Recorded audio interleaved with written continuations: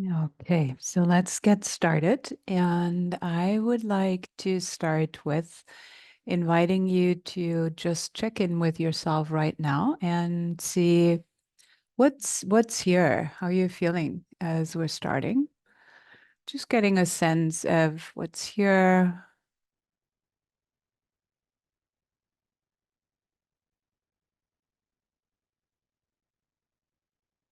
For tonight, the topic that I wanted to explore is the topic of the gap.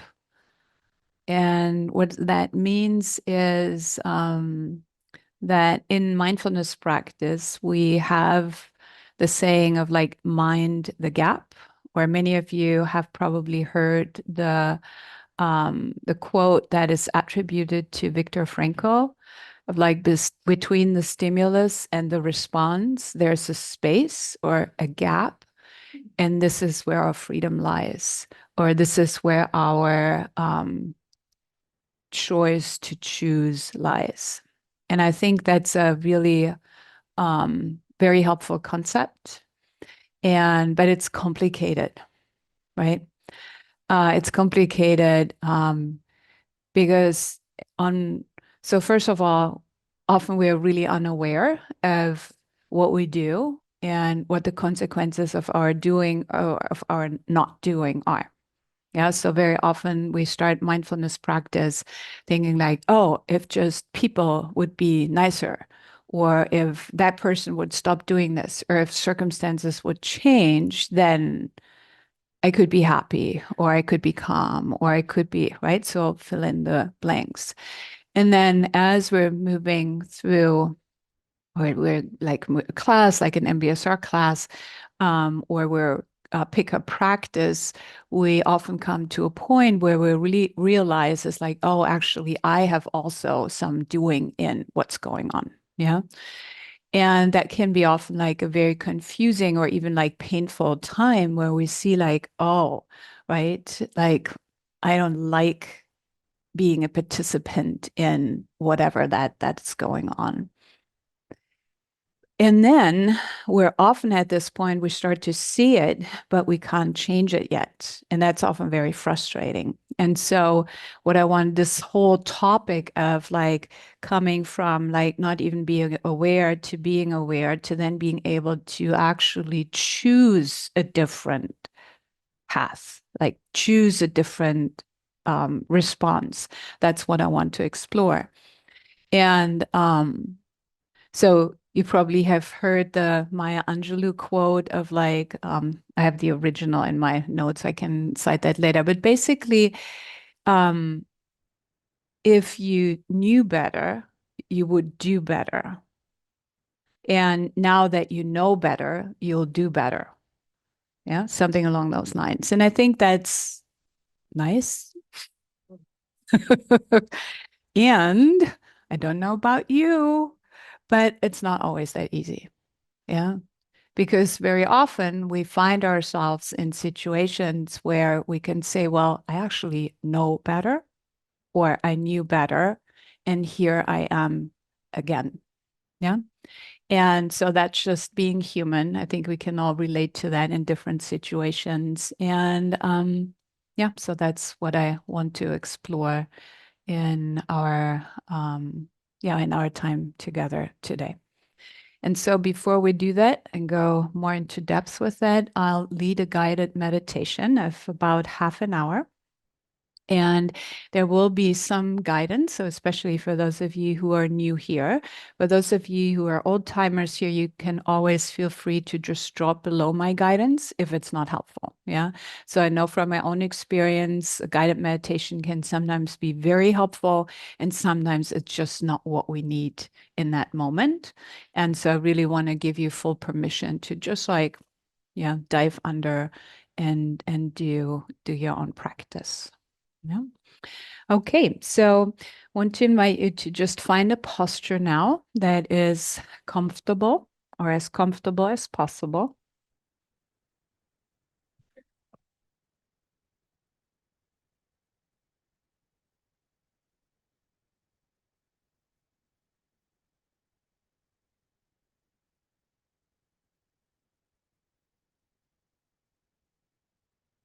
And so, really, just starting by just checking in with yourself, and in particular, the areas that are in contact with the ground or the chair, the cushion, and just seeing if you can feel into that stability.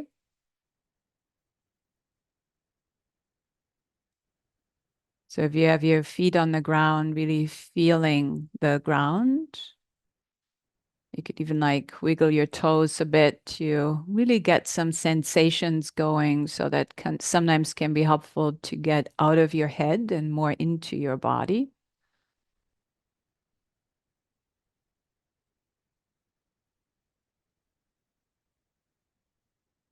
And then moving the attention to where the legs and your buttocks and maybe your back are in contact with whatever you're sitting on or lying on.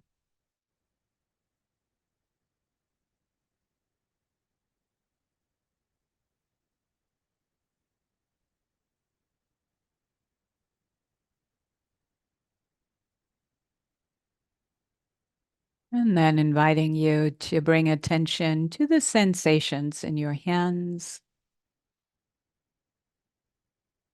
And if the hands are very clearly to feel, you can just keep the hands still. And sometimes it can be helpful just as a way to get more into the body. And again, shifting from being in the head and thinking or being at work.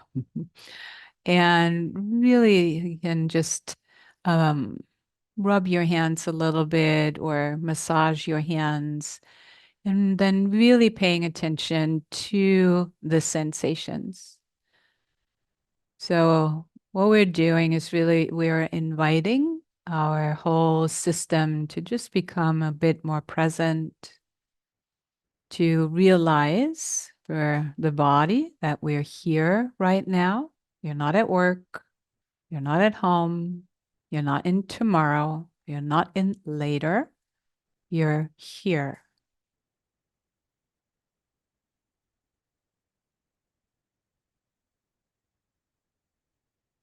And then for many of us, we'll use the breath or the sensations of the breath as an anchor.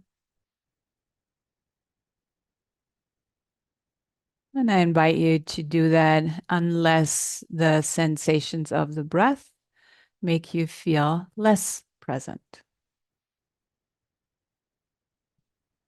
or make you feel more anxious. Then choose just stay with your hands or stay with your feet or just use the sounds of my voice, the sounds in the room, the sounds of the traffic as your anchor to the present moment.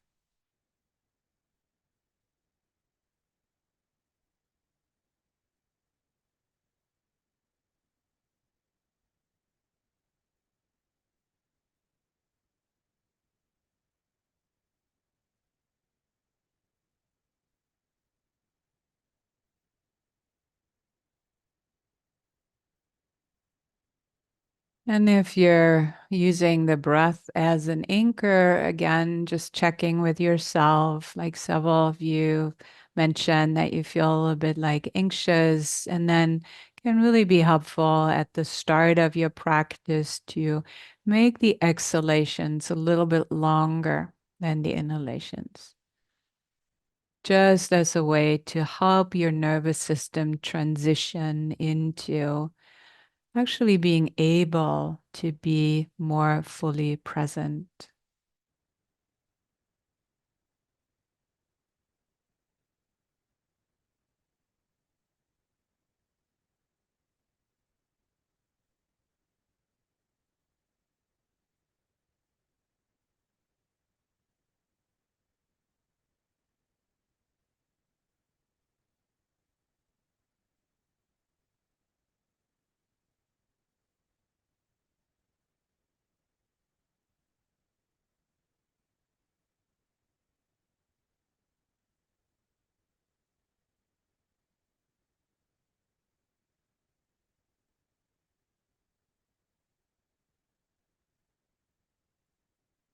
And so the core practice is very simple to bring the attention or awareness to your anchor.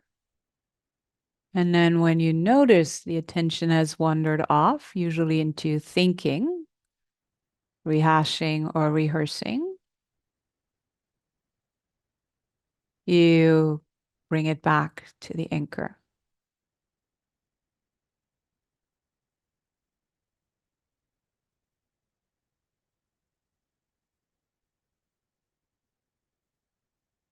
And if you've been working with a little bit longer exhalations, at some point, just giving the breath back to itself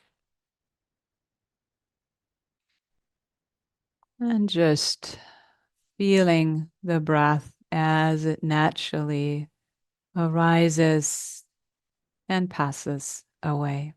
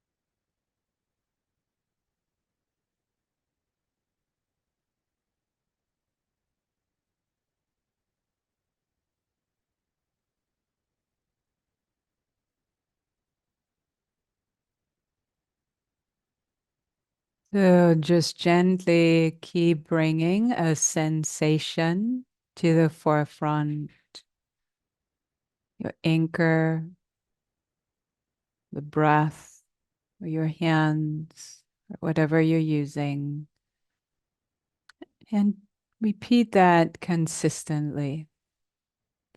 So even if the thoughts come back immediately, just for that brief moment, you're training your system to switch channels. The sensing happens in a different part of the brain. So just keep practicing that.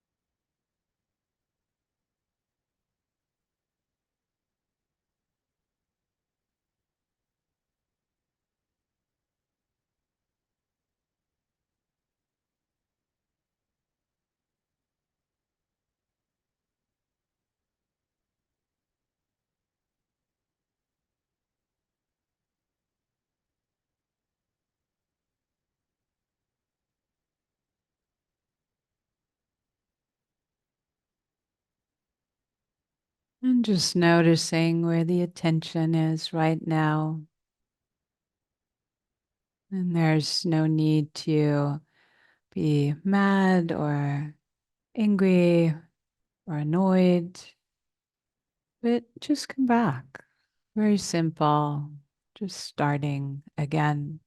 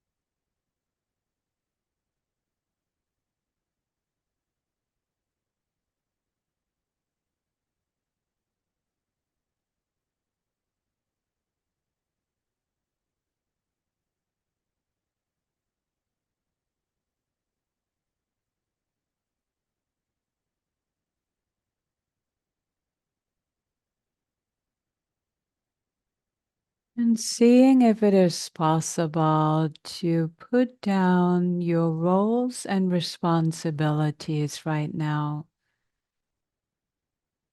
You don't need to be anybody in particular to just sit here and feel your breath or feel your hands.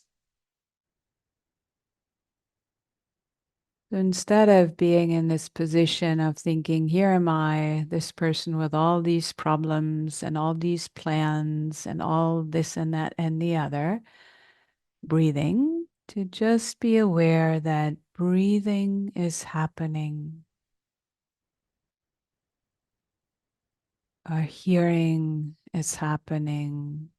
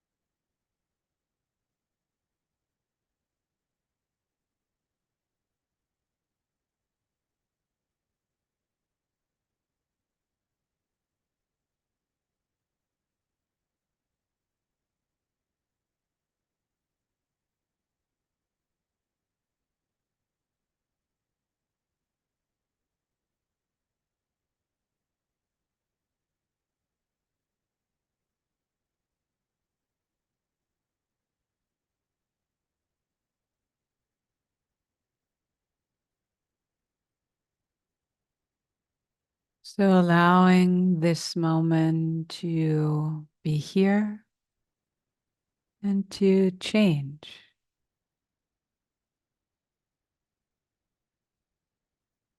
So you might be aware of thinking arising and passing away, of different body sensations arising and passing away.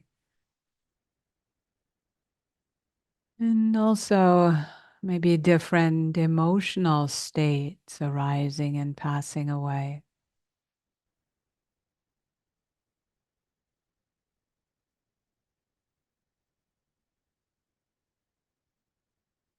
And simply allowing this constantly changing flow to happen while you are aware of your anchor.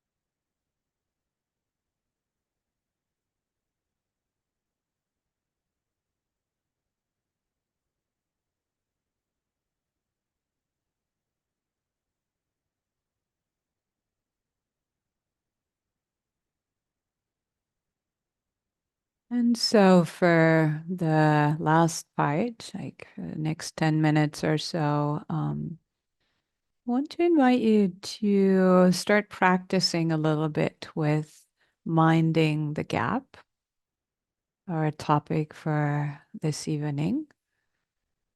And for that, I want to invite you to just become aware of impulses. So the impulse to move, or the impulse to scratch an itch, the impulse to wipe your nose, the impulse to anything, just to be aware and do that in a playful way. So, as if it was a game. So, can you notice an impulse before you have already acted on it?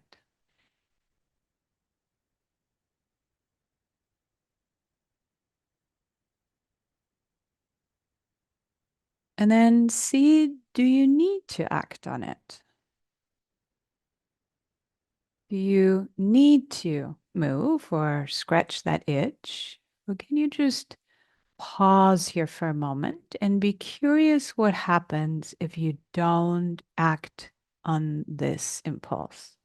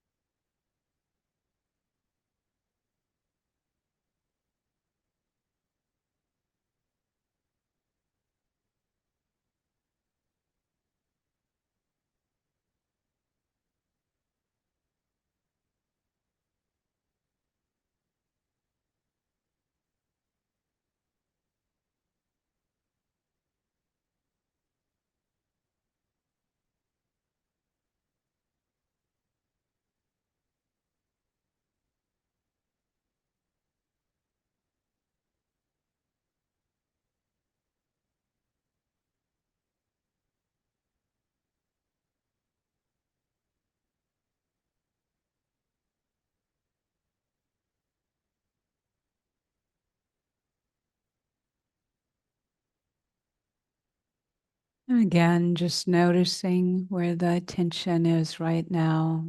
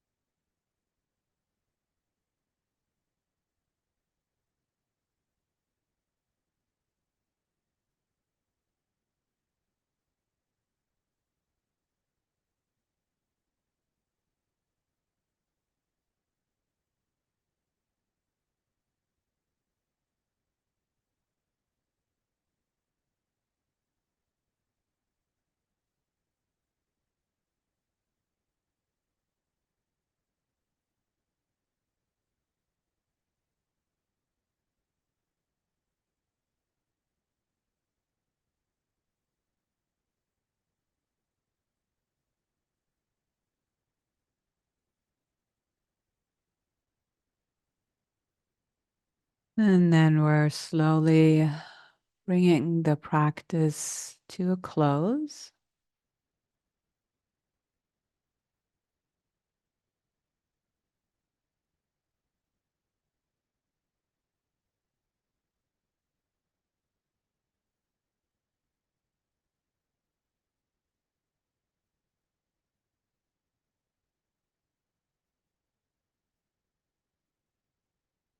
So just inviting some movement back into the body, just seeing if the body wants to stretch.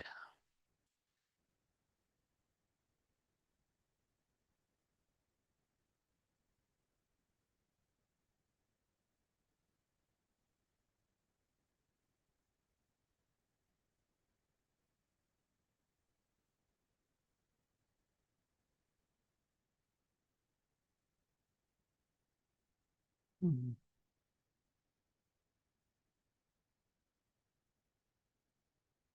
So,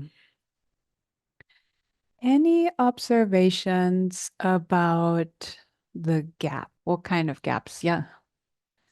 Yes, please, Samantha. Yeah, I think towards the end, when you had mentioned just being curious about it, then I was really noticing like the craving to move my body even in the slightest.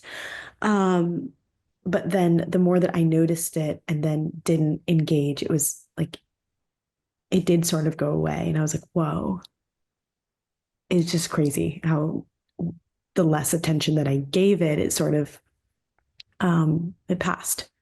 So Yeah. Yeah. Thank you. Yeah. Right. So we're just bring curiosity to it. And then anybody else notices that some things just go? So it's a very famous thing that we like to do in mindfulness practice is just to not scratch your itches or not to move in a meditation, not because it's wrong to move, not at all. That's not the point. But actually the invitation is to, can you notice the impulse to move before you do? And then you have a choice. Yeah, you could say, oh, absolutely need to move or to scratch, or that's really up to you, right? Um, but to have this playfulness or curiosity to say, what happens if I don't? And then what can happen? I mean, like three things can happen basically, right? So it stays the same, it gets worse, or it goes away.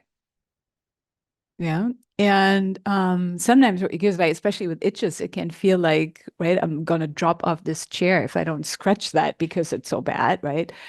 But we also know that um sometimes things just itch. And so, and we've never explored the possibility of not scratching it. And I love the saying of like, we live in a scratch your itch society. Yeah. So for many of us, like so many things are immediately at our fingertips. Yeah. So we can scratch our itches immediately. And I'm sure we've all done that and then thought like, why did I get that? Right. And so to be able, and again, like this is not about right or wrong, but to have a choice. Yeah. So the gap is to give us a choice. And what can be very helpful when we're learning about mindfulness is just to notice that you can have a really bad itch and you don't scratch it. And before you know it, your mind is just busy with something else. Have you noticed that? You go, oh, this is so bad. This is so bad. This is so bad. And then like a minute later, you go like, what happened? Right? You're on a completely different track. You've forgotten all about that really bad itch. And I think that can be such a good life lesson, really, because in that moment, because what you did is you let things, including things that are a little bit unpleasant, you allowed it to be here. You did not react, and it just passed. So think about that. If this could also be true in your everyday life, when you think about all the many, like we have impulses all the time. Yeah. to move, to say something, to do something, to not say something, to not do something all the time, all the time, all the time. Like, what could happen if you actually first would be able to see them? Yeah, because how often isn't it like we just act like this is what we talk so much about?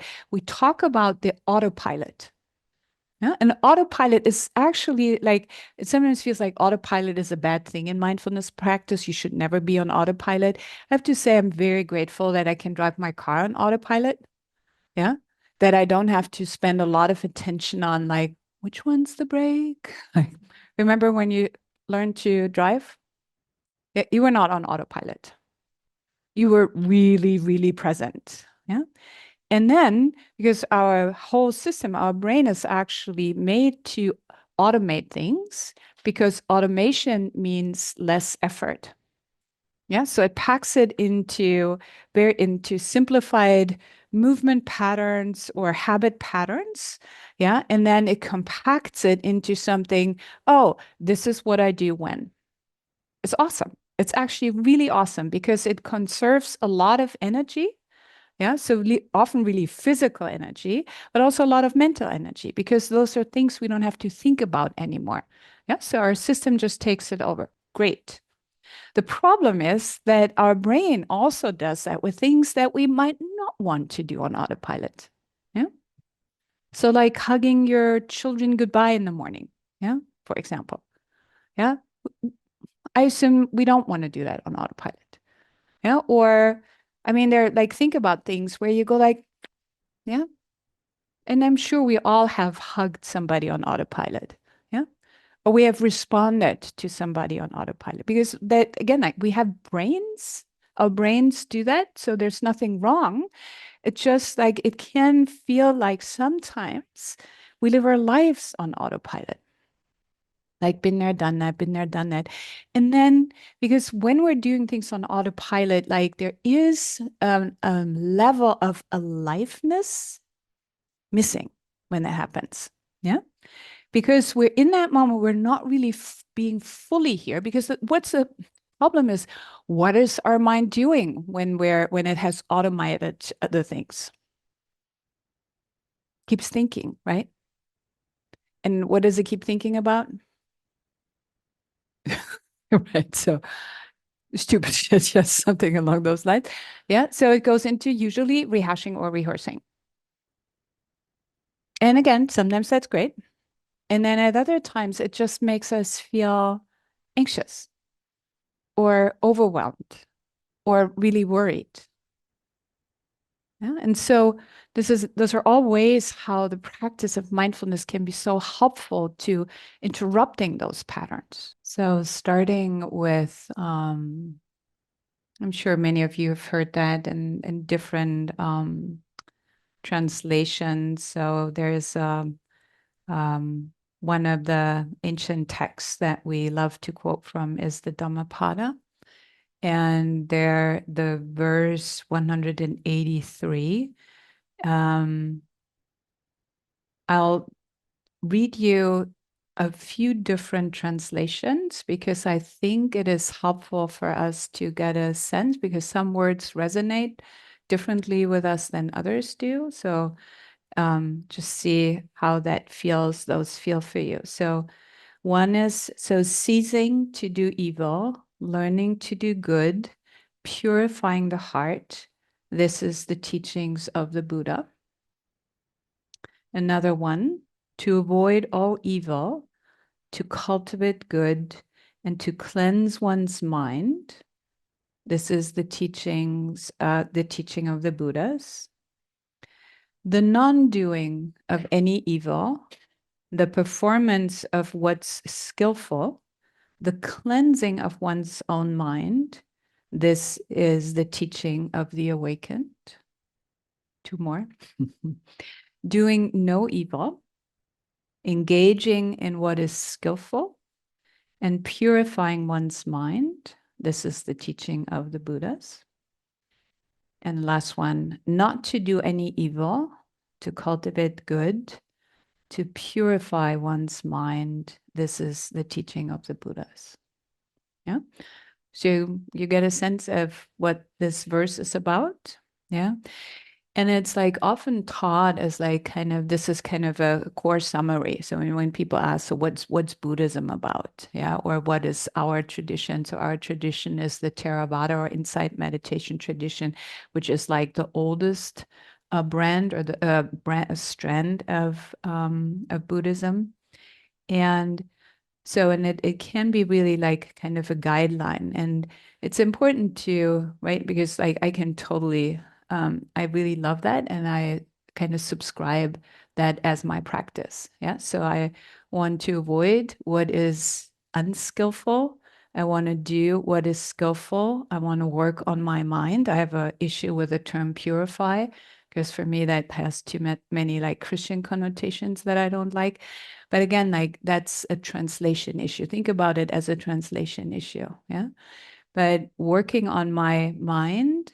And what's interesting is I would also add like my heart mind. Yeah. And we've talked about that here, that actually the translation of mind is not the same as like the Descartesian mind. Yeah. The Cartesian mind, sorry, like the mind that's just like analytical, but it includes our heart in that. And when we're thinking about that, that we are cultivating a deeper understanding into the heart mind and then really paying attention to our actions. That is what it boils down to.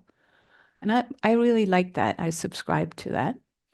Then the question, of course, is, right, again, I also have issues with the term evil for the same reasons. Yeah. And so it's like sometimes, and then this is why I read different translations, even though like they all seem to like the term evil here. So actually one used the non-skillful.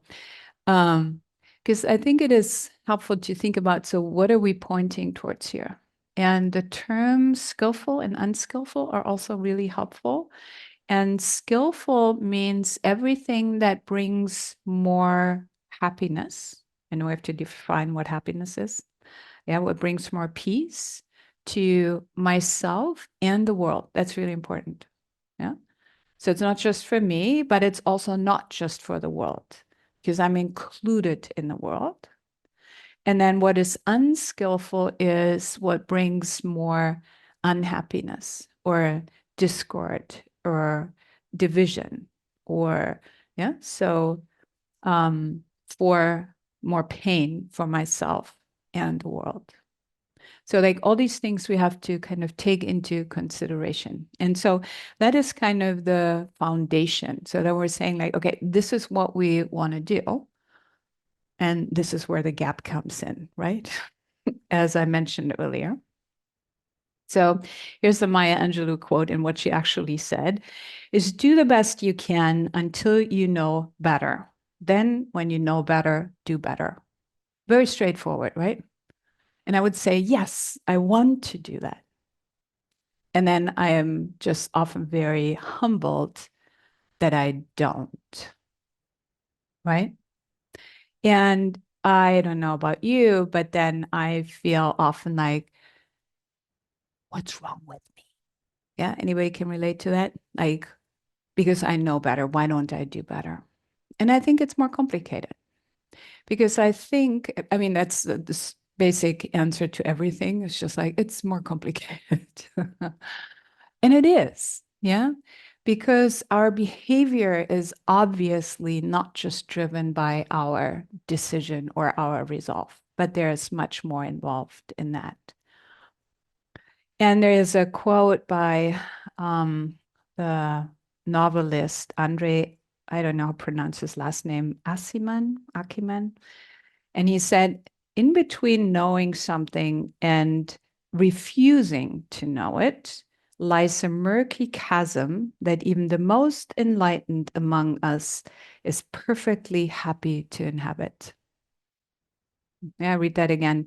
In between knowing something and refusing to know it lies a murky chasm that even the most enlightened among us is perfectly happy to inhabit. Would you agree on that? Right. Yes. So The problem is, so, and what often happens, and I've actually been thinking about that quite a bit, is because there are like small things that we do or that I do, and then big things. So some things have smaller implications, some things have bigger implications. And what happens, so in psychology, what happens is when we have a certain set of beliefs or we know better, but we don't do it, what happens is not always, because we can also block it out. What happens within us is we have something that's called in psychology cognitive dissonance. Yeah. Which is just like, ugh, right? So, a good example is like, I know it's good for me to work out, but I don't. Yeah. Or I know it's good for me to eat more vegetables, but I don't. Yeah. I know it is good for me to reach out to my friends and keep my connect, right? But I don't. Like, so I'm sure we can all come up with a long list of examples. And it can get very, um, hmm, how shall I say? So basically, the higher the value is, and when we don't do it, the more uncomfortable we feel. Yeah. So I give you an example. So an example from my own life is I really have an issue with my carbon footprint.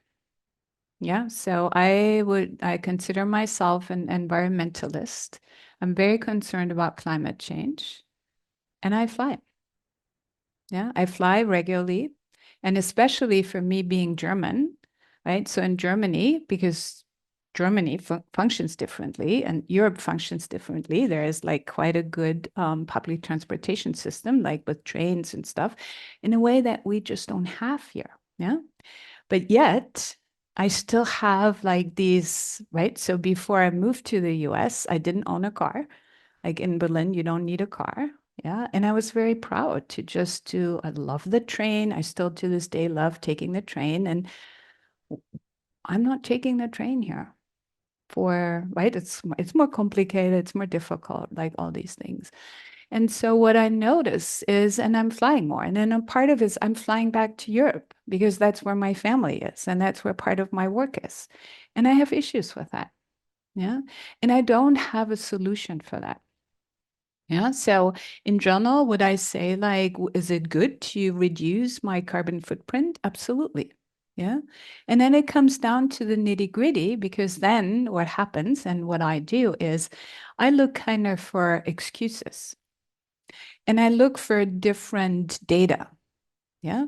Then I can say, well, like individual, like aviation just contributes just like 2% of the overall blah, de blah, de blah, right? And then I feel a little bit better. But I also notice that that is what we do when we are in cognitive dissonance, right?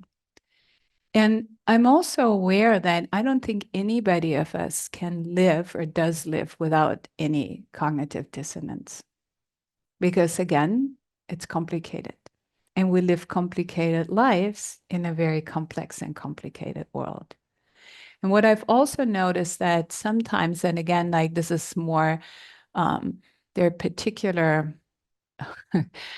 a particular subgroup of Germans who have very strong opinions about certain things, and they have no problem to voice their judgments about other people's behavior. So there is this term called flight guilt, yeah. So or flight shaming, that they're like very happy to oppose on other people, right? Because they're doing it right and they're not flying. Anyway, so that brings up a whole other set of complications with the topic. So I'm bringing this up just to kind of invite us into this whole concept of like, how are we making decisions? Yeah. How are we making decisions and how can mindfulness practice help? Yeah. So when we come back to the Viktor Frankl phrase, which he well, it's not clear if he actually said it or not, but it's a very famous quote, and whether he said it or not, it's still a great quote. So, and it's between the stimulus and the response, there's a space, and that space is our power to choose our response. And in our response lies our growth and our freedom. Yeah. And so we're starting with this really with like, and the meditation practice is actually a great place to start exploring this because we have a lot less distractions than in everyday life.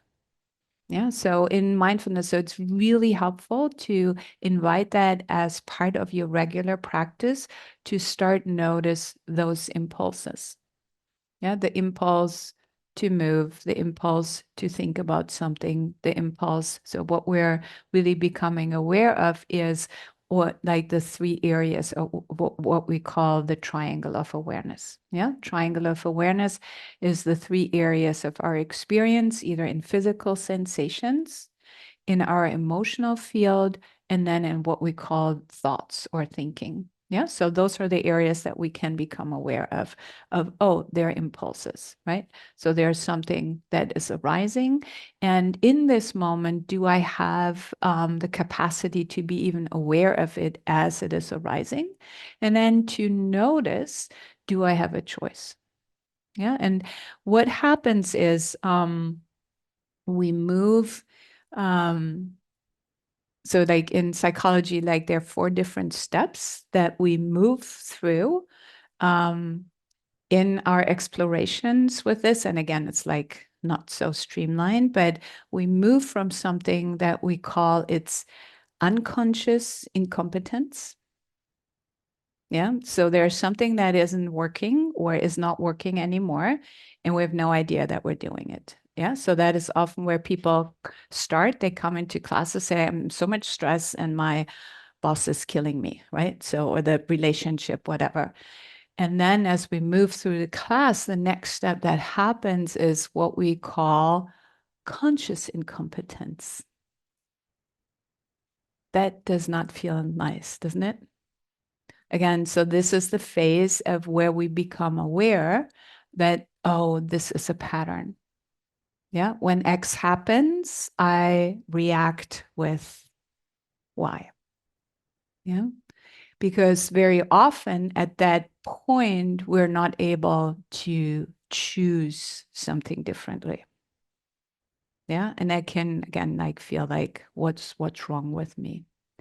And then the practice is because maybe, thank goodness, life offers us many opportunities to practice in the same situations again. We can come to a place where we come to conscious competence. Yeah, conscious competence is like, let's say my kids drive me crazy at the end of the day, and I raise my voice, and I don't want to do that. Yeah. And yet it is often like, I'm tired and frustrated, they're tired and frustrated, and here we go again. Yeah. And so by really just saying like, okay, I want to make this a field of my practice. And again, if you don't have kids, just choose anything where you have many opportunities of just where you have this feeling like, oh, here we go again. Here we go again. Yeah. Where you like, you know better, but it's hard to yet do better.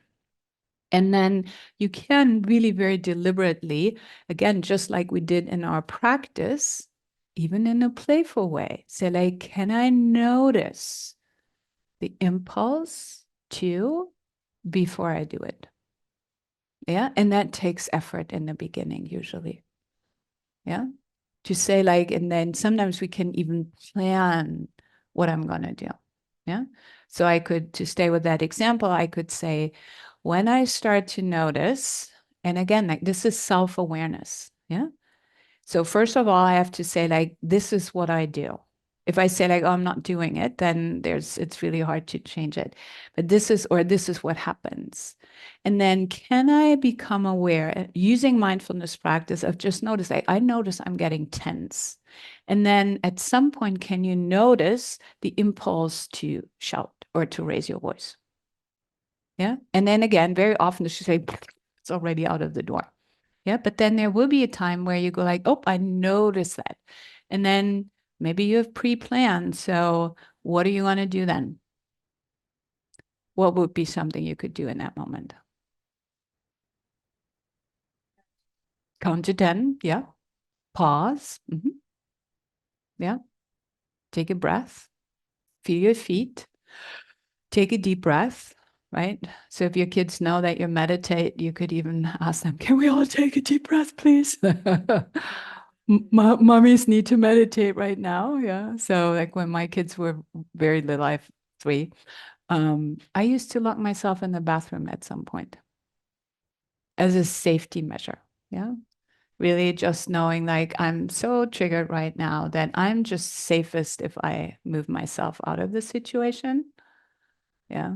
And times that was actually very helpful. Yeah. Or especially like, so I was able with my husband to say, you take over now. I need to get out here.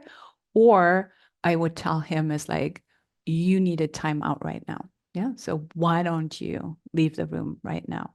And I think it's actually like, so if we're able, or if we have somebody like an ally in that situation too, that can be very helpful to just talk that through so that it's not a shaming, but just like, I'll help you be that pause or be that gap or get into that gap, right?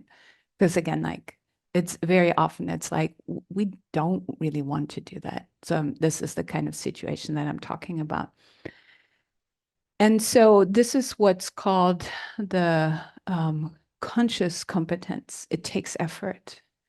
But then the beautiful thing often, and of course not always, and there are plenty of behaviors that are really, really hard to change or to break. But what can happen is like we can actually, with some of the behaviors, move into what we call unconscious competence. Yeah. And I'll give you, time is already almost up. Give you an example of that. I was thinking of that. So when I grew up in a rural area. We had horses outside, and so lots and lots of flies and spiders and everything. And it was completely normal to kill them. Yeah. So just like we had like fly swatters everywhere. And if you would see a spider, you would just like, or like even as kids, we would sometimes make fun of it, right? Just like stomp on them. And I feel really icky just talking about it. But over time, right? And especially so with these practices, because I've really, yeah, I think through compassion practice, loving kindness practice for all beings, I've really changed that. And I really realized is they're not threatening. They just want to live their life, right? So, and so now I'm just like, it's completely ingrained now. It's completely unconscious. So I would never now like kill like even an insect if I can avoid it. And again, of course, I'm not saying like that does never happen, but the impulse is completely gone, completely gone. I want to, yeah. And I do that now. I save them. And like the other day, my daughter's new boyfriend came and he was just like kind of spider, right? And he just wanted to do this. And it was funny because like we were at outside at the dinner table and my entire family was like, no, right? And then my daughter said, we're not killing spiders in this family. So like that was a little moment for like, okay, this is the culture of this family. Um, yeah, and so if you think about it, I'm sure you also have right, patterns that maybe when you grew up, right, there was like one set of values, and then through like your life experience or through practice, you decided that's not who you are anymore. Those are not your values anymore. And you have probably examples where you would say, like, yeah, this is really so ingrained now, yeah, which it has become like a new autopilot for you. Yeah, a good and more skillful autopilot. And then the last thing I want to say, so just to that we're ending on time, is um,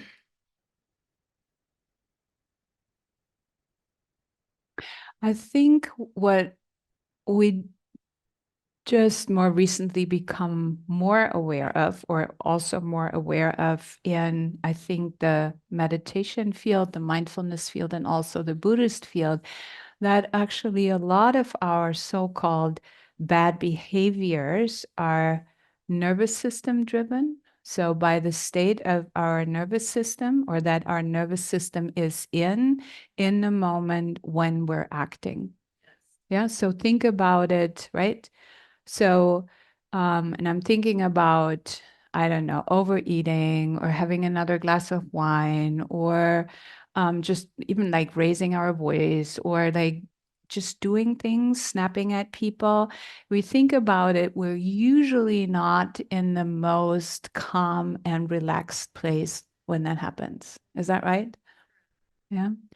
And so, in order to kind of feel bad or beat ourselves up about that, like, oh, I did it again, like, why is my willpower not strong enough? Or I know better, right? To say, like, what are actually practices how I can help my nervous system?